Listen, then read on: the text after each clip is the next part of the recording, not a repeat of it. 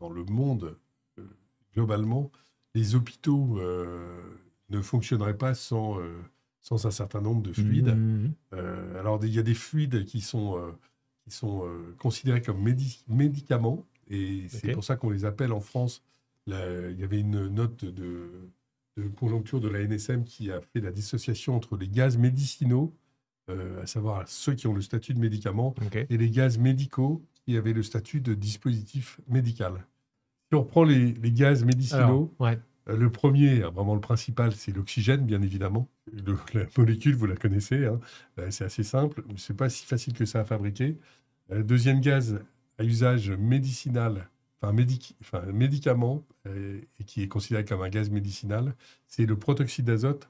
Alors, je dirais qu'il est de moins en moins utilisé. C'est un gaz qui sert en anesthésie. Il est complexe en termes de conservation dans les hôpitaux et en termes de transport, etc., et de stockage, puisqu'il y en a une partie qui est très souvent volée. Oui, c'est ce que j'allais dire. C'est ça l'usage récréatif. Dans les rave parties, etc. Oui. C'est bien protoxyde d'azote. Dans Fast and Furious, quand ils appuient sur le bouton pour accélérer, c'est du protoxyde d'azote. D'où la question du stockage. Sur les dragsters aux États-Unis aussi. Hein. C'est un très bon comburant aussi. Moins que l'oxygène, mais c'est un bon comburant. Et puis, il y a un mélange qui s'appelle le méopa. C'est un mélange équimolaire d'oxygène et de protoxyde d'azote. Donc ça, c'est relativement utilisé, et plutôt de plus en plus, puisque ça a un effet analgésique. Et c'est utilisé essentiellement en obstétrique ou aux urgences dans les hôpitaux, avec des délivrances avec des masques spéciaux. Et puis, il y a en pneumo, etc., il y a le monoxyde d'azote qui est à quelques centaines de ppm fournis pour ces applications-là. Ça, ce sont les gaz médicinaux. Ensuite, on a les gaz médicaux, qui sont des dispositifs médicaux. Alors, on va prendre quelques exemples. Pour ceux qui ont eu recours à une celluliochirurgie, en fait, le gaz qu'on insuffle par un insufflateur, c'est du dioxyde de carbone. Il y a des gaz qui sont utilisés en ophtalmologie. Alors, c'est très confidentiel comme utilisation, mais ils sont toujours utilisés. Ils sont des SF6, C2F6, C3F8. Et en fonction de la molécule, la résorption est différente. Et qui sont utilisés parfois sur les décollements de rétine pour aller maintenir la rétine au fond de l'œil. Il y a de l'azote aussi, de l'azote qui peut servir aussi, l'azote cryo, hein. L'azote qui sert aussi à conserver des paillettes ou des choses comme ça. Hein. C'est quelque chose d'important. L'argon, on va en utiliser parfois en médical. C'est en dispositif médical aussi. On utilise les propriétés inertantes de l'argon pour faire de la chirurgie avec des bistouris électriques à plasma d'argon. Et là, ça a l'avantage, c'est qu'on fait un bistouri électrique, ça brûle quand même à un certain degré.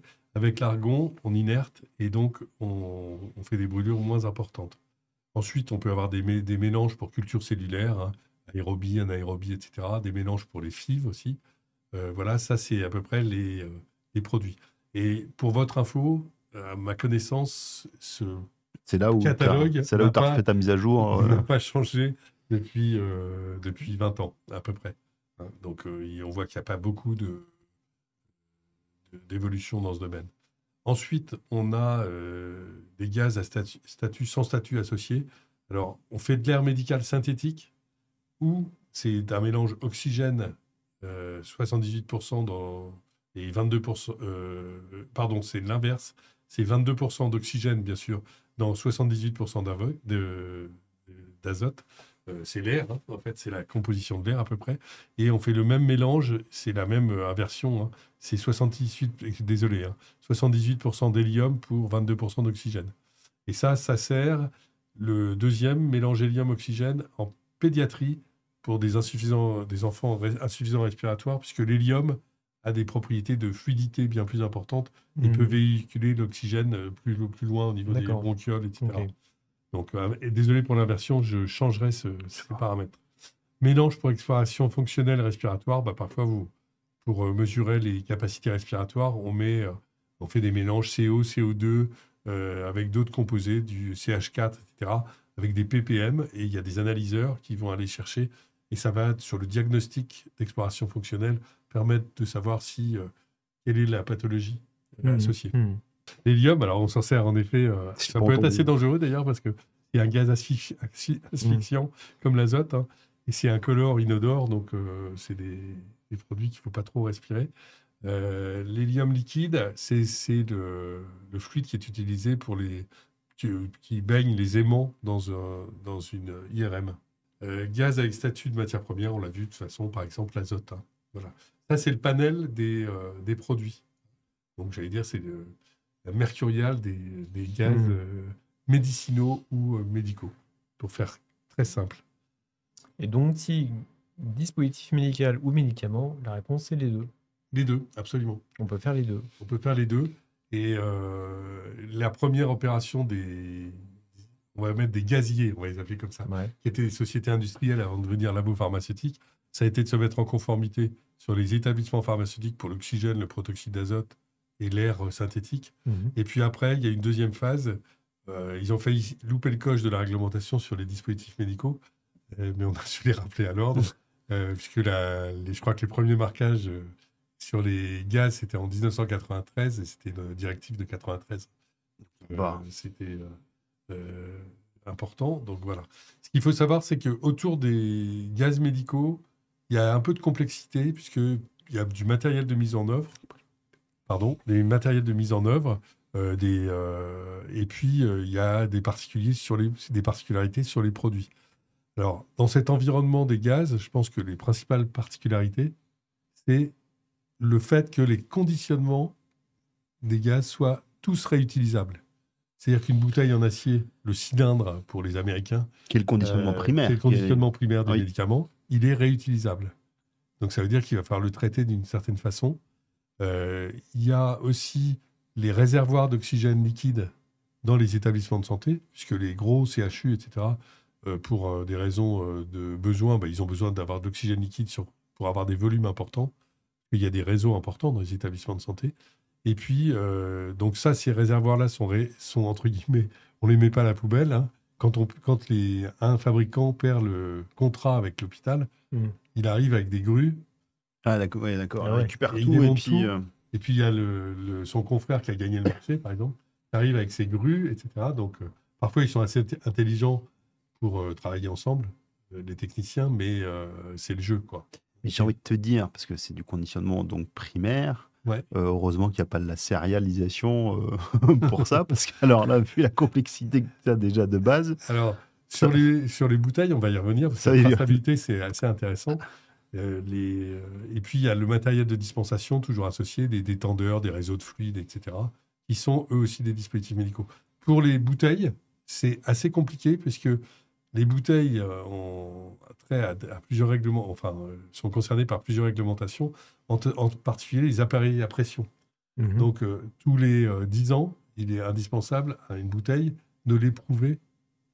C'est l'épreuve hydraulique, c'est-à-dire qu'elle part chez un sous-traitant. Elle est remplie d'eau, mise sous pression à 1,5 fois. Par exemple, une bouteille pour 200 bars, elle est mise sous pression à 300 bars. À l'eau, parce que sinon, ce serait un peu dangereux. Oui. Hein, et si la bouteille casse, en fait, c'est l'eau qui fuit, mais il n'y a pas de projection. Donc, c'est pour ça que ça se fait toujours à l'eau. Et donc, les bouteilles, après, sont retraitées, etc.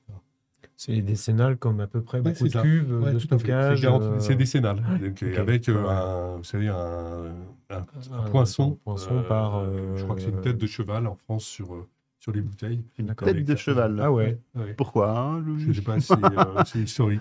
Référence au parrain. Parce que la mouche t'est déjà prise. Alors, ça dépend, ça dépend des pays, etc. Mais il y a une réglementation. C'est en train de s'harmoniser au plan européen, d'ailleurs. Donc, il y a la bouteille elle-même, qui a un numéro spécifique, à laquelle on va associer une vanne, qui elle-même est un manodétendeur intégré, qui est un dispositif médical. Donc, il y a un numéro de série qui parfois est soumis à maintenance aussi, mais pas forcément à la même date. Quel bonheur. Oui, donc c'est sympa. Quel bonheur. Donc, tu as une date de péremption par rapport à ça. Alors, il y a la date de péremption du gaz aussi. Ouais. Donc, ça fait 3 dates à gérer. Ça fait 3 dates à gérer. Pour un seul. Aujourd'hui, ça se gère de plus en plus par puce électronique. Puce RFID. RFID ou puce. Oui, c'est des puces RFID. Oui, qui vont communiquer directement et qui vont te dire...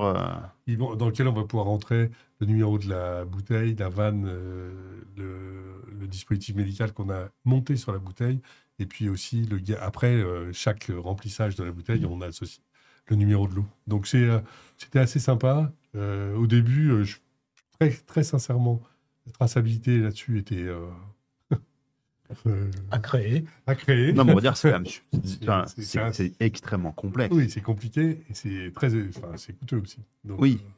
Mais il y a des exemples où ça fonctionne plutôt très bien. Et Christophe qui nous dit dans le chat, elle passe à la pave comme les... Ouais, c'est ça. Comme les cuves, comme les réservoirs cryogéniques, par contre, ils sont aussi soumis aux épreuves hydrauliques par la pave ou une organisation comme ça, absolument. Comment qu'on fabrique ces produits-là? Toute la phase amont de ça me semble très méconnu. Ça mérite que tu nous en dises un mot quand même. Alors on va en parler, par exemple... j'ai un petit schéma qui explicite. On va parler des principaux gaz qui sont utilisés, l'oxygène et l'azote, par exemple. Et puis, il faut savoir que dans un liquéfacteur, vous avez peut-être déjà vu ça. Ceux qui vont faire du ski, vous regarderez un peu plus sur la droite après le péage de Saint-Quentin-Falavier en allant vers Grenoble. Il y a la plus grosse ASU, ce qu'on appelle ASI, c'est Air Separation Unit, c'est séparation de l'air. Alors, la séparation de l'air, vous voyez, alors, sur le petit schéma, par en haut, on aspire avec des entrées d'air, avec un énorme compresseur. On fait des étages de compression-détente. Et à un moment, quand on a fini la compression-détente, on va pouvoir aller séparer, puisqu'on a liquéfié l'air. C'est ce qu'on appelle l'air liquide. C'est d'où le nom d'air liquide, le procédé Georges Claude. Et c'est suite à des compressions détentes, les unes derrière les autres, avec d'énormes compresseurs. C'est assez monstrueux. Je prenais un exemple, par exemple, sur une ville moyenne comme Beauvais, par exemple. Tu parlais de Beauvais tout à l'heure. La consommation de l'ASU, c'est la consommation électrique de la ville de Beauvais avec ses industries. C'est considérable. Ouais. Ça fait partie des gros consommateurs d'électricité. Donc c'est du procédé continu. Procédé continu. Mais qui peut s'arrêter fonction de la demande, fonction de la météo, fonction de l'effacement. Ça s'arrête pas en une seconde. Vas-y, coupe bien. Alors ce sont des usines complètement automatiques. Donc il y a une salle de contrôle avec un opérateur. Par exemple, la nuit, il y a un seul opérateur sur place. Ah oui. Avec les principes d'homme-mort, etc. Mais c'est vraiment complètement automatisé, mais depuis très longtemps. Moi, j'ai connu ça, déjà, c'était full automatique. Oui, parce que c'est le process. Comme des raffineries ou des choses comme ça. C'est la sécurité du process qui demande ça aussi. Tout à fait. Alors, il y a un intérêt. Alors, après avoir comprimé, détendu, on va mettre en haut. C'est une vraie colonne de distillation avec des plateaux. Alors là, les plateaux, ils ne sont pas virtuels. C'est des plateaux en acier inox dans la colonne. Et on va mettre l'oxygène liquide en haut de colonne. On va séparer l'azote de l'air, de l'oxygène. Et on va pouvoir... Après, par contre, il y a des procédés pour reliquéfier avec les calories, les frigories qu'on récupère ailleurs. On va pouvoir les reliquéfier pour les stocker dans d'énormes stockages. Mais on pourrait... Par exemple, il y a une usine à Strasbourg où carrément l'azote... l'oxygène est récupéré sous sa forme gazeuse parce que le process ne nécessite pas de le liquéfier. Ensuite, j'allais dire, ça donne à peu près, pour voir à peu près une usine, et vous voyez que c'est des grosses usines. Il y a pratiquement 2 fois plus de stockage d'azote que d'oxygène. Alors, historiquement, il y a 30 ans, il n'y avait que les 3 ou 4 réservoirs de gauche. Et le statut pharmaceutique a fait qu'en France, on a mis un réservoir, celui qui est le plus près, là. Vous voyez, il y a 2 réservoirs, les petits, parce que ce n'est pas les mêmes consommations que l'industriel, pour allotir le premier lot de l'oxygène. Après, ce que tu nous dis, c'est que là, les 3 gros, c'est du général. Très général. Oui, c'est industrie, soit. Mais ils peuvent être utilisés en médical derrière, puisqu'ils sont allotis. Alors, j'allais dire, sur le principal souci qu'on pourrait avoir, c'est des impuretés, mais le process est tellement dangereux que dans l'ASU, si dans la colonne, on détecte des impuretés comme du CO2 ou du CO, etc., il faut quelques ppm de CO2 ou de CO brûlerait dans l'oxygène et brûlerait toute la centrale. Donc en fait, c'est analysé. Il y a des analyseurs absolument partout, à tous les niveaux de la colonne, pour détecter immédiatement s'il y avait une impureté. Donc déjà des questions sur la qualité de l'air, sur la purification, la filtration. Tous les polluants qui éventuellement seraient dans l'air, qui seraient, j'ai oublié de vous montrer, dans la partie, il y a une partie nettoyage, c'est-à-dire qu'il y a des tamis moléculaires aussi. Ah, ok. Pour faire l'épuration du gaz. Le gaz primaire, l'air, qu'on va liquéfier, qu'on va séparer après en argon, en azote, en oxygène, et puis il y a une petite fraction qui est de l'argon qu'on récupère dans les liquéfacteurs, mais c'est ce qu'ils appellent du cru d'argon, c'est-à-dire que c'est de l'argon pas très pur. Ouais. Il y a d'autres gaz rares avec. Les gaz rares sont avec. C'est ça, c'est tous les gaz rares. Mais c'est les 3 fractions principales qu'on récupère. Donc là, par rapport à la question Donc c'est bien de l'air extérieur. On part. Ah oui, on part de la matière première, c'est de l'air extérieur. Donc, ce qui est pas très cher. Oui. Comme matière première, mais pour le moment, le process etc. Donc il y a des tamis moléculaires qui permettent d'enlever pratiquement toutes les impuretés. Et puis après, par le process lui-même, la distillation fait qu'on sépare vraiment les produits. On arrive à des taux de pureté sur...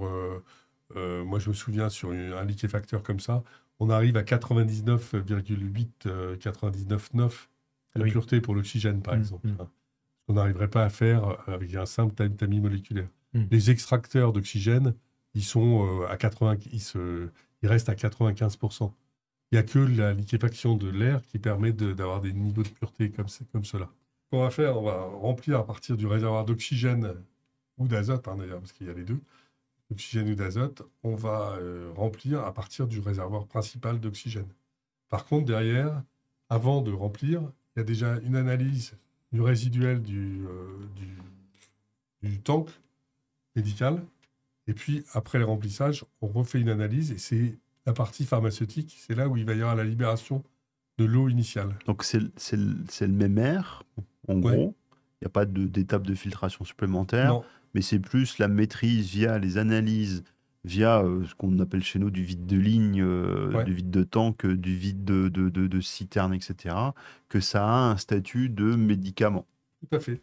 Mais je dirais que c'est l'allotissement qui est le principal garde-fou en termes de santé publique. Il y a eu beaucoup de négociations avec la NSM. La NSM n'a jamais lâché sur le fait que les camions-citernes soient dédiés à l'oxygène médical et restent uniquement dans le circuit médical. Donc, ce qu'on est en train de voir là, le camion, là, ouais. Le camion est un conditionnement pharmaceutique. C'est un blister, quoi. C'est ça. Nous, produits industriels, on doit avoir un blister, quoi. Et les pharmaciens délégués de chaque site déclarent à la NSM, s'il y a un changement de citerne, s'il y a une nouvelle citerne introduite, etc., elles sont partie de l'établissement pharmaceutique. Mais j'ai envie de te dire... D'accord, c'est des morceaux de l'établissement pharmaceutique qui se développent en déplacement. Ah bah oui. Mais oui, forcément. Mais oui. Mais moi, j'ai envie de te dire, il faut aller jusqu'au bout. Il faut que ce soit un pharmacien qui conduise la citerne. Tu vois, c'est la délivrance. Là, on va être vraiment sur la délivrance, quoi. Ouais. Donc, en particulier, il y avait une vraie volonté de faire de la libération paramétrique aussi. Donc, il n'y a pas vraiment de vide de ligne au sens où on l'entend. Par contre, il y a, et ce que tu disais, il y a un échantillon au début, un échantillon à la fin. Voilà. C'est pour ça qui donner finalement, et cette lotification, elle rentre dans cet allotissement plutôt. Il fait partie il est géré par ce processus-là. Absolument. Okay. Il y a une chose aussi, c'est que pour l'oxygène, il y a une démonographie de la pharmacopée européenne. Donc, bien sûr, tous les analyseurs qui sont dans les usines respectent les spécifications de la pharmacopée. Par exemple, l'oxygène, il n'y a pas d'autre analyseur qui est possible qu'un analyseur paramagnétique. Il n'y a que ça qui marche pour doser de l'oxygène. Donc, on a des analyseurs paramagnétiques absolument partout.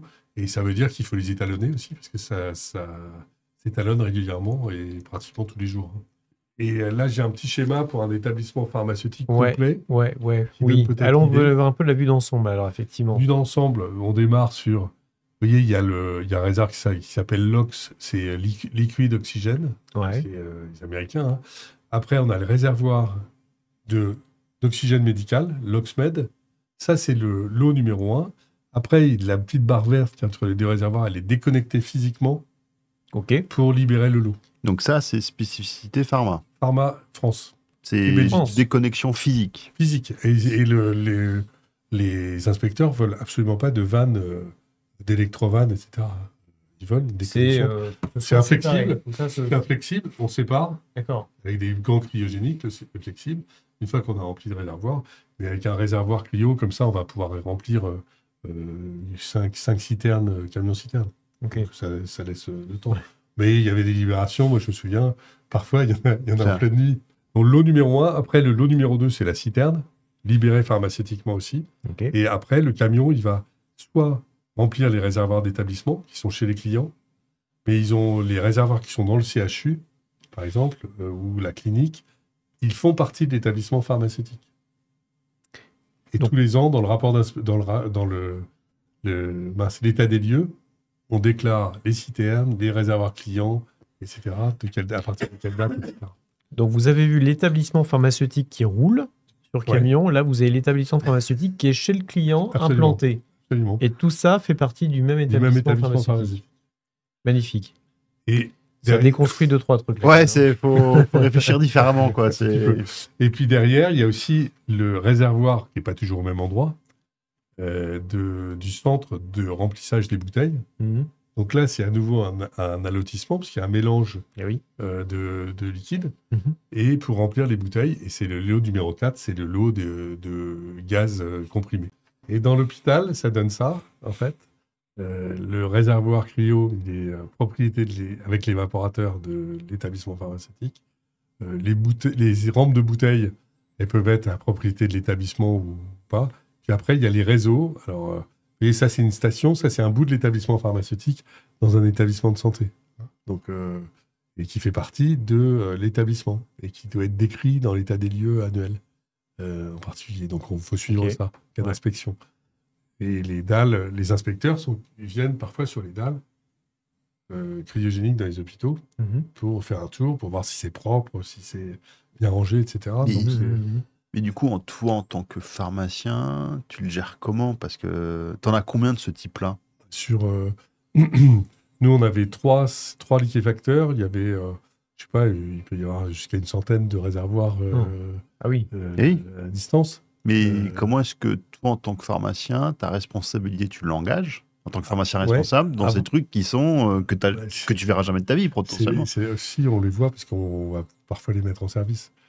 Ouais. Pour libérer la première fois. Parce que si c'est mal utilisé, l'utilisateur local, il a la main pour... s'ils font des manips, une sorte de manip, c'est sûr qu'ils ont une responsabilité aussi quand ils ont des opérations. Là-dessus, les établissements n'ont aucune manipulation. Hein. D'accord. C'est les chauffeurs de camions qui sont formés. Ça rentre dans le plan de formation inspecté, d'ailleurs. Ouais. Pour les procédures de remplissage, etc. Et comme ça se fait, il n'y a pas d'allotissement à ce niveau-là. Parce que l'allotissement se fait au niveau du camion-citerne. Là, c'est après des mélanges de l'eau, bien sûr. Mais on sait ce qu'il y a eu dans cette citerne-là. Il y a une traçabilité. Christophe qui nous dit dans le chat, pendant l'inspection ANSM, la visite terrain peut prendre un certain temps. Oui, effectivement, il faut se balader. Bon, c'est une technique, c'est comme ça. Alors, il y a aussi les mêmes réservoirs, mais sans vaporisateur, chez les dispensateurs d'oxygène à domicile.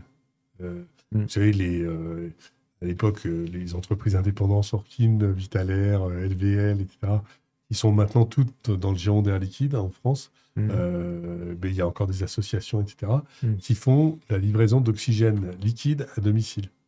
On sait de plus en plus utiliser les concentrateurs. Après, il y a l'hôpital.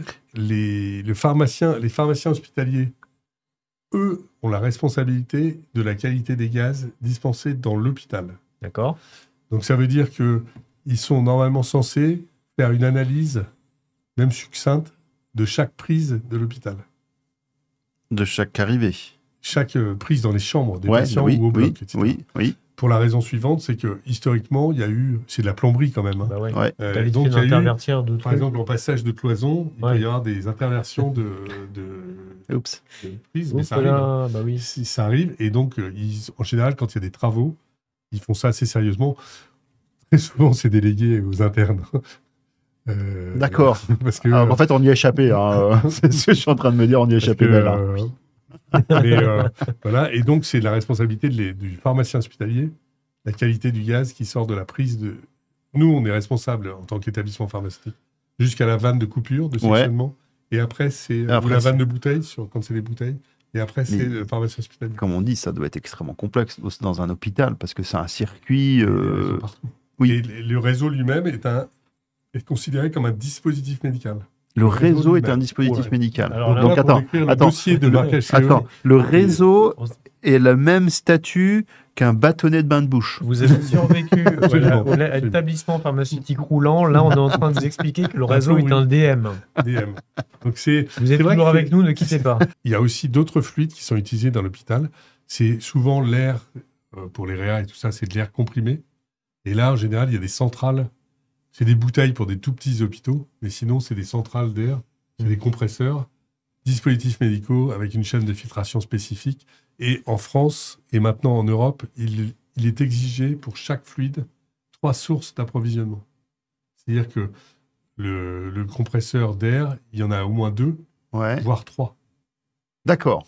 C'est obligatoire. Et 3 qui doivent pouvoir fournir 100% des besoins de l'établissement. Dans le passé, c'était 2. Et depuis 15 ans, c'est 3 sources. C'est de la redondance Bah ouais. à l'extrême, là. Ouais. Parce que du coup, c'est des tonnes et des tonnes de consommation d'énergie. Non, parce qu'ils ne tournent pas en permanence. Ouais, ils ne tournent pas. Ouais, mais ils sont enrôlés. ouais. Ils doivent tous être capables de De fonctionner. fonctionner et d'assurer 100% de la... Ok. Et c'est la même chose aussi pour le vide, parce que les anesthésistes me contrediront pas. Pour eux, c'est presque plus dangereux de ne pas avoir de vide que de ne pas avoir d'oxygène. Ils disent la ventilation, on peut toujours la faire au ballon, Ouais. alors que le vide, quand on fait une intervention, par exemple des végétations ou des amygdales chez un enfant, si on n'a pas de vide médical, là, ça peut être assez critique. Donc, c'est pour ça qu'on a 3 sources aussi de vide. D'accord. Et il y a souvent des équipements dans les blocs. Mais le vide est un médicament ou... Non, le vide. Oui. Et ça a été une question, mais pour l'instant, je pense que tu m'as personne n'y dit question philosophique. non, la machine pour faire le vide est un dispositif médical. Attends, Oui, je reprends la définition des si, médicaments si. présentés comme ayant un intérêt thérapeutique. Le vide présenté comme ayant un intérêt Mais ayant des thérapeutique devient une propriétés spécialité médicamenteuse. Propriétés pharmacologiques, voilà. immunologiques ou métaboliques. Pouvant rétablir, modifier, supprimer, rétablir les conditions Bon, je crois physiologiques qu'on a tous initiales. on Je crois qu'on a tous cette Voilà, Le donc vide ça, est c'est- médical et doit être contrôlé C'était par le pour labo. donc ça, c'est le genre d'installation sur les Alors, compresseurs c'est de- quand même sacrément morcelé. On a notre champion de la data intégrité de la validation qui pose, mais quid de la validation bout en bout, Bah, de c'est- l'absence de compta, des pratiques des chauffeurs, de l'étanchéité des vannes. Ouais, c'est C'est Antoine? Ouais. Ah bah salut Antoine. Je savais pas que c'était Antoine Kawish Non. Ogor 76. Je vais essayer de répondre bout en bout. Alors, validation, ça se fait par morceaux, hein, de toute façon. Sur la partie process, dans les usines vraiment de production de l'oxygène et de l'azote, etc., il y a des dossiers de validation qui sont costauds. Ça, c'est pas trop le problème. Les transferts, j'allais dire, au niveau de l'hôpital, c'est assez bien contrôlé aussi. Ça se fait, il faut comprendre qu'avant le statut pharmaceutique, ça fait un siècle qu'on fait ça. Hein. Oui, c'est oui. c'est- Donc, Oui. c'est pour ça que les industriels, à l'origine, ils n'ont jamais compris Pourquoi maintenant? pourquoi on nous oblige On d'avoir a ja- autant de rigueur sur le... Nous, sur c'est la les- phrase. jamais. On n'a jamais tué personne. Je n'ai tué personne. La célèbre Non, mais phrase. c'est ça, c'est exactement ça. Donc, c'est vrai que les pionniers pharmaciens dans toute cette industrie, dans toutes les structures, il fallait avoir un peu de rame, puis avoir un peu de diplomatie aussi. Pouvoir d'influence. Pouvoir d'influence, mais je pense que ça s'est fait beaucoup plus à la compréhension réciproque Ouais. que à la schlag. Parce que ça n'aurait pas marché avec des gens qui font un métier depuis et qui le font sans doute très bien. depuis des dizaines d'années. Alors Donc, ça, c'est un petit message à tous les pharmaciens qui arrivent sur des sites où tous les gens de l'assurance qualité, la méthode gendarme stricte ne marche pas. La preuve, vous avez réussi à faire un énorme changement d'état d'esprit à des gens qui n'avaient pas du tout cette appétence-là. non, mais Et c'est vraiment vraiment, c'est la diplomatie qui a fait que faire comprendre. faire comprendre et puis partager aussi, parce on a appris énormément de choses aussi. Moi, c'est quand même dans cette industrie-là que j'ai compris réellement. Pour vous expliquer, il y a eu quelques incidents dans les gaz connus sur la planète, hein. En particulier dans un établissement d'Île-de-France avec une matinée de bloc opératoire qui est terminée avec 5 morts il y a un peu plus longtemps, hein, c'était dans les années 70, mais c'était lié à des impuretés dans le protoxyde d'azote. Et en fait, la monographie de la pharmacopée européenne, elle ne demande absolument pas d'analyser ces impuretés. C'est pour ça que moi, tous les étudiants en pharma que j'ai, je leur dis, quand vous faites de l'analyse, c'est bien, mais vous ne trouvez que ce que vous cherchez. Exactement. Bien sûr. Quoi dire d'autre sur Qu'est-ce qu'on ne s'est pas dit encore? Après, Donc on a dit c'est dispositifs médicaux, tout ça. Dispositifs médicaux. Après, il y a tous les équipements de mise en œuvre qui sont pas spécifiquement, qui sont rarement fabriqués par les laboratoires pharmaceutiques, mais qui sont souvent associés au moins aux ventes, etc. Mais sachez que tous ces produits-là, les centrales de distribution, les flexibles, etc., sont des dispositifs médicaux. Et évidemment, depuis, alors ça a rappelé quelques souvenirs à certains, pas nombreux, je pense. Il y avait eu une grosse affaire à l'hôpital de Poitiers avec une guerre d'anesthésistes et de chirurgiens, je crois, avec une inversion criminelle de flexibles sur des raccords de prix. C'est de bonne guerre. C'est intelligent. Et depuis, c'est suite à ça aussi que les flexibles, maintenant, il est interdit d'avoir des flexibles avec des serflex ou des choses comme ça. Ouais. C'est forcément des raccords sertis, par exemple. Donc, il y a des choses comme ça. Les prises d'oxygène, de protoxyde d'azote, d'air et de vide sont différentes, sont différenciées. Tiens, on n'a pas beaucoup cité la réglementation, je crois. Réglementation, c'est GMP. Ouais. Et la ligne particulière. L'annexe 6. Il y a une annexe 6, excusez-moi, il y a une annexe spécifique. Je crois que je l'ai mise après. C'est au...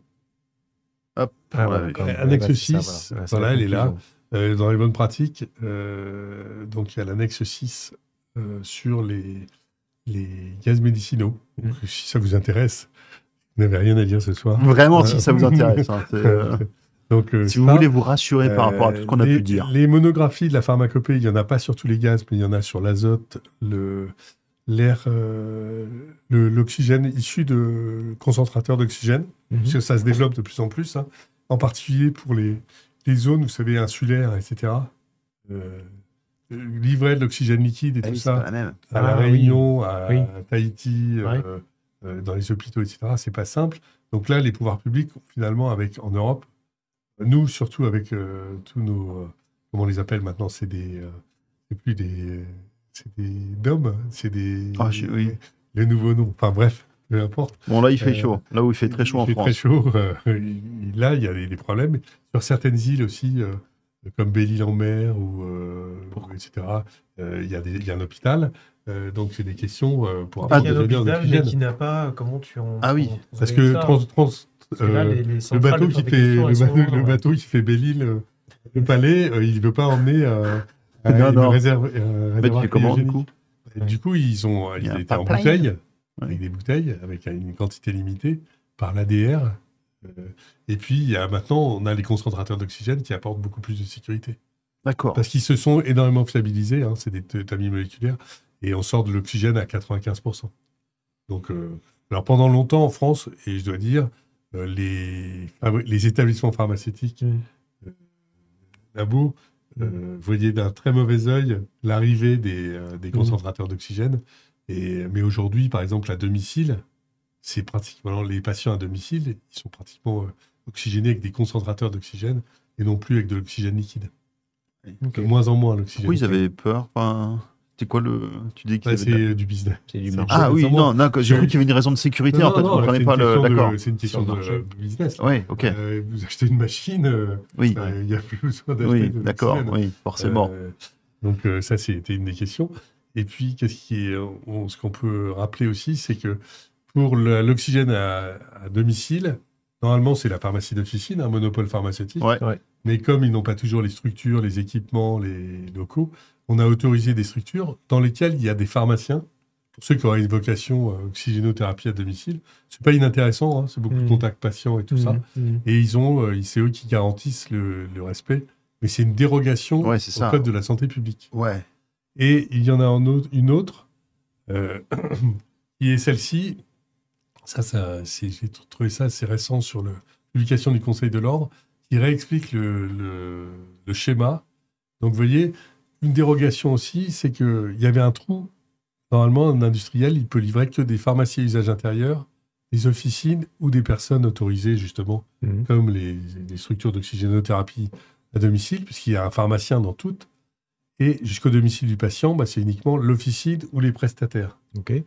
Par contre, il y avait un trou dans la raquette, et je me souviens qu'on était 3 pharmaciens responsables à avoir réussi à organiser un rendez-vous entre la DGS, Direction Générale de la Santé, et le juriste de l'Agence du médicament, M. Lorenzi, à l'époque. S'il nous regarde. Et c'était amusant parce qu'on avait évoqué le fait que dans tous les rapports d'inspection, on avait des non-conformités, comme quoi on livrait directement, en direct, des ambulanciers, des clubs de plongée et des infirmeries. Parce qu'ils sont obligés d'avoir des bouteilles d'oxygène médical. Les clubs de plongée. Ouais. Ils ont besoin d'avoir c'est obligatoire. Ah, okay. Donc, personne ne savait leur livrer. Et les industriels, livrer un médicament en direct, c'est interdit complètement. Et là, il y a eu une dérogation aussi pour que les industriels puissent livrer les piscines, les ambulanciers, etc. Ouais. Parce qu'avant, ce qui se faisait, c'est que les ambulanciers, il y a un moment, ils n'avaient plus d'oxygène. Donc, ce qu'ils faisaient, ils faisaient du plein contre-vide dans les hôpitaux. Ça, c'est pas notre secret. C'était avant. C'était avant. C'était avant que Pascal intervienne. Mettre un peu d'ordre dans tout ça, parce que quand même. Ça a été des négos, ça a été 3-4 ans de négociation. Mais tu vois, c'est ça qui est fou aussi, c'est parce que c'était la réalité. Le besoin était réel. Mais ça veut dire qu'il faut changer le code de la santé publique. Hein. Et attaquer le monopole pharmaceutique, quand même. Donc, c'est sur l'officine. Non, mais c'est. Ah non, j'ai une autre proposition. C'est qu'il faut forcément un pharmacien pour bosser dans un club de plongée. C'est ça, voilà. Ça peut être pas mal, ça. Hein alors, généralement, c'est plutôt bien placé, quoi. Les maintenant, les centres d'incendie de secours, ils ont tous un pharmacien responsable.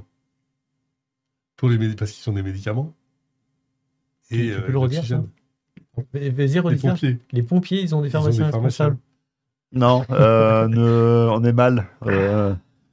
Certains ont des pharmacies à usage interne aussi. On a appris des tonnes de trucs.